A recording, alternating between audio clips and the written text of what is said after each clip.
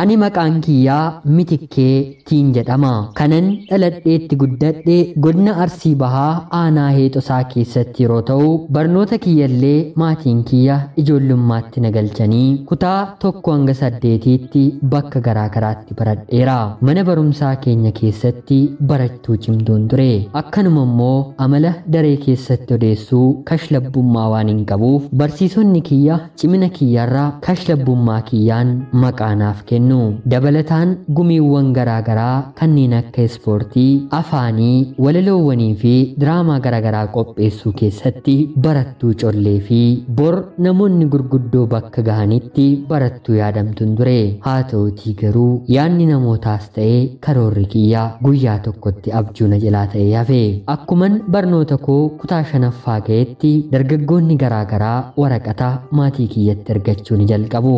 Abbaan koo barnoota kootti cimtuu akkan ta'e waan hin beekuuf baradhee bakka gaarii akkan ga'u waan naaf hawwuuf lakki jedhee waraqata hundumaa ofirraa deebisa. Haala kanaan namoonni na barbaadan daandii isaanii jijjiiruun yeroon mana barumsaatii gara manaatti galu na butuudhaaf daandii irratti na eeguu eegalu.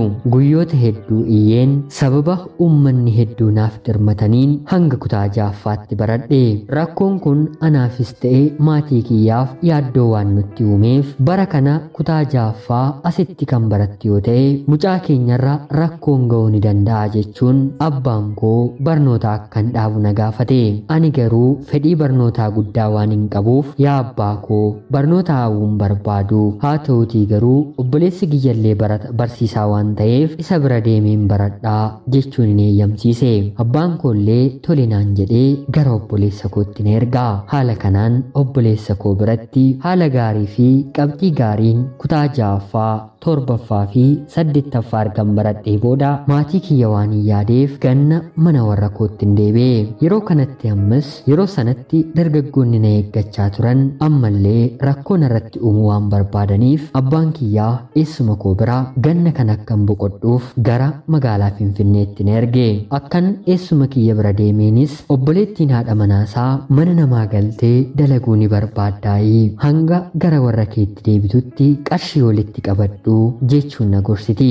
Anis qananiidhaan mana eessuma koo kanan jiraachaa jiru dhiiseen mana namaa warra Tigree tokkoon galee. Uummanni kun biyyaaf yeroo sanatti seexana ta'anis dubartiin ani bira gale garuu baay'ee nama gaarii turte. Qorumsi kutaa 8ffaa ministiriin firiinsaa ani mana ishee galeen torbee lamatti waan dhufeef eessumni koo bilbilee anatti hima.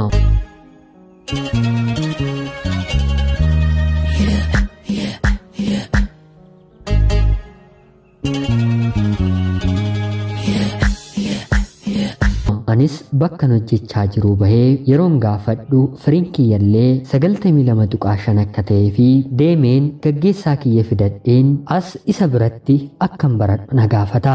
Anis tole jedheen qarshii naaf kennee na gaggeesse.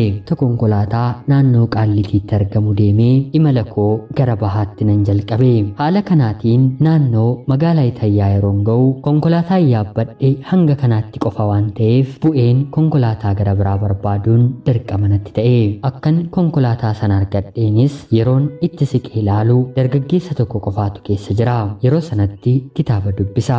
Anis gargaaraa konkolaachisaatiin maal seeni naan jettaa innoo duwwaadhaa hanga guututti aduun ni galgaloofti jedhee yeroon gaafadhu dargaggeessi kitaaba dubbisaa jiru sun ol seenii yaa bareeddu konkolaataan kun siin eegaa jira malee namoonni warri kaan siin arganii konkolaataa kanatti guutu yoo ati seente warri kaanillee guutaa jiru jedhanii ol seenuu jechuun na gaafate. Dubartiin uumama isheetti dinqisiifatamuu waan jaallattuuf yaa bareedduu kan inni jedhee fi haala ittiin haasaan karaabanii keessa kiyya waan harkiseef deemeen duuba isaan taa'e. Erga kanaatiinis kitaaba dubbisaa jiru lafa kaa'ee gara kamitti malaa jirtaa yaa bareedduu yeroo kolfitu baay'ee sirraa miidhagaa jechuun na gaafate. Anis bakki deemaa jiru baay'ee fagoodha. Aanaa Golchaa magaalaa Caancoo darbeen magaalaa xiqqoo haroo jedhamtuun deemaa jechuun hin deebiseefi.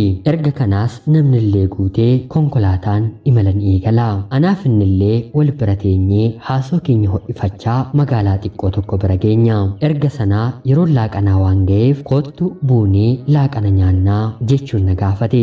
Anillee qofaa kiyyee imaluurra bakka hin beekne keessa nama waliin imaluu naaf wayya jedheen waliin buunee laaqana nyaannee erga kanaallee waa lallaafaa fudhannee dabarree ammas waa ho'aa fudhannee ergasii kottu firan qabaa dubbisnee deebinaa jedhee harka kiyya qabatee deemuun mana uffataa na geesse. Yeroo kanatti fira isaatiif waan uffatan bituufi jedheen otoon ilaalaa jiruu mee mucayyoo kanaaf kophee ta'u naaf barbaadimee jechuun nama gurguru sana gaafata.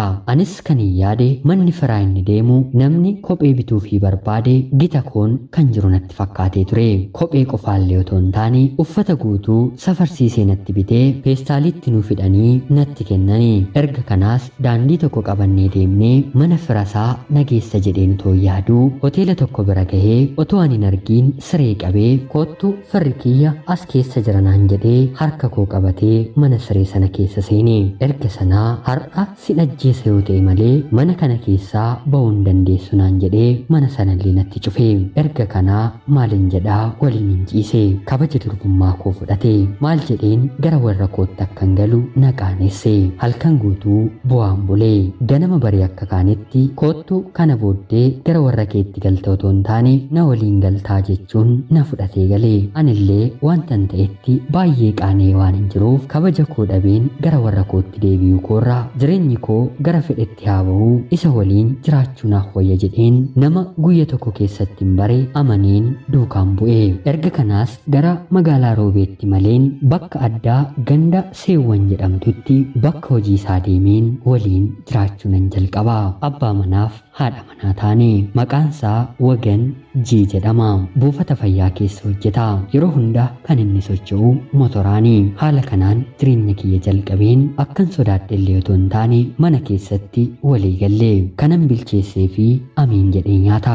Darbees baay'ee na kunuunsa. Haala kanaan waliin jiraachaa otoo jirru guyyaa tokko hojiidhaa dhufee laaqana nyaatee buna ergan danfisee fi booda maaloo bunni kuni baay'ee natti tolee waan jiruuf hin dhangalaasiinii feermuzii yookiin immoo tursisiistuutti naqiitii galgala yeroon deebi'u nan dhugaa jedhee na gaafata.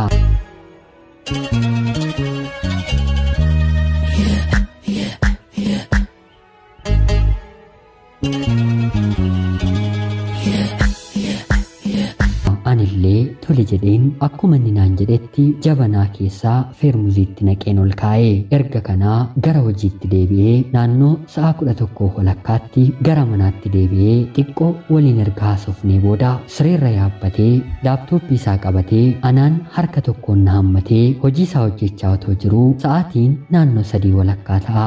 Yeroo kanatti innis yaa bareedduu koo buna guyyaa naaf kaa'insiin jedhee akkam gootee jedhee yeroo na gaafatu tole nan dagadheemi ho'iseen siifan kennaa jedheen harka isaa ofirraa fuudhe. Yeroo kanatti inni lakki ho'istee naaf hin kenniin akkanumaan naaf kenninan dhugaa sa'aatiin abiddatti qabsiisan deemeeraa jedhee na gaafata. Lakki jedhee irra deddeebisee kadhannaan hin na dida. Erga kanaanis sinii fuudheen isaafis mataa kiyyaaf buuseen gadi taa'e. Uguus jalqabne dhugnee tumurree naannoo daqiiqaa 30 booda bunni qorraa dhugne lapheerra taa'ee abbaa manaa koo naasisa. Ogeessa fayyaa waan ta'eef buna kana guyyaa sirriiman dhugee amma maalitti naqxeetii na ajjeesuu barbaadde moo jedhee mana keessatti natti ka'uu jalqabe. Akka carraa ta'ee warri ollaa keenyaa afaan Oromiffaa waan dhaga'aniif Amaariffaadhaan natti haasa'e. Anis lakkii homaayyuutti hin daballee kanuma guyyaarraa dhugdee deemtedha jedheen yeroon isatti himu na dhaga'uu dide. Erga sanaa bunni sun garaacha isaa keessaa akka ba'uuf bishaan haayilaandii baay'een kenneefi balaqqamee of keessaa yaase. Halkan sana warreebaa bullee baay'ees na miidhe baay'een itti aare. Haala kanaan na shakkuunsaa baay'ee na gaddisiise. Gara fuulduraatti illee maal jedhee midhaan na harkaa fuudhee nyaata kan jedhu gaaffii natti ta'e. Akka qoricha ta'ee deemnee mana yaalaatti ilaalamtaa jechuun yeroon gaafadhu anamoo situ waa'ee mana yaalaa beekaa jechuun girgiddaatti na dabale. Erga kana aareen ganama na gaggeessii gara warra kootti ni malaa jedheen isan gaafadhe. Yeroo kanatti innis silaa'oo kanaan booddee na waliin jiraachuu yaaddeetii jedhee bor cidha obboleettii koo irratti erga hirmaattee booda sin gaggeessa naan jedhe. Erga kana qarshiin harka jiru uffata peestaalii irraa qabu na harkaa fuudhee konkolaataa na yaabbisee na gaggeessee na biraa deebi'e. Kana booddee seenaan jireenya koo kanaa olitti baay'ee nama gaddisiisa. Haa ta'uutii garuu har'a bu'aa bahii hundumaa keessa darbeen biyya Arabaa keessa jiraachaan jira. Booddee waa'een nama kanaa yeroon qoradhu abbaan manaan koo kana duratti sammuunsaa nama tuqamee fi maraatee deebi'ee kan fayyadha. Tarii otoon xiqqoof seera ta'ee addan baanu kan jedhu sammuu kiyya keessatti dhufe.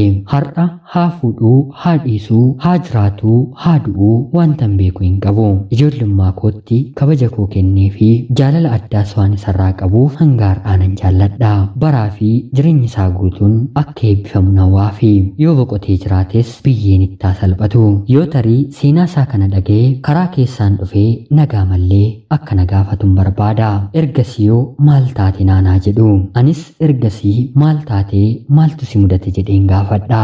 Ana obboleettii keessan Mitikkee tii abbaa manaa koo durii Wagan Jiif bakka jirtutti ulfaadhaa nagaatti galatoomaa.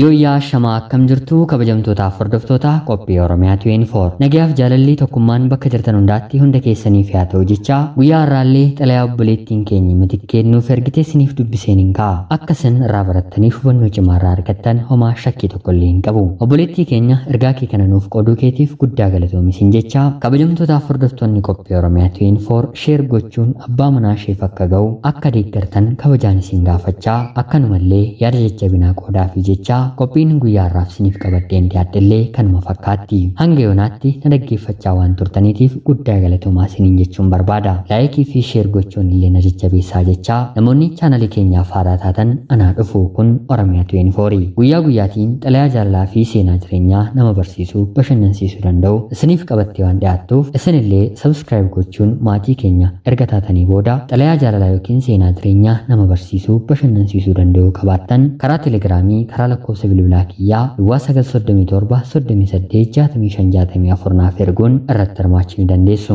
Qopheessuuf qindeessuun isin waliin kanan ture ani gammachiista shoomeeti. Qophii gara biraatiin hanga walitti deebinutti bakka jirtan maraan turtii gaarii isiniif hawwaa horaa bulaa.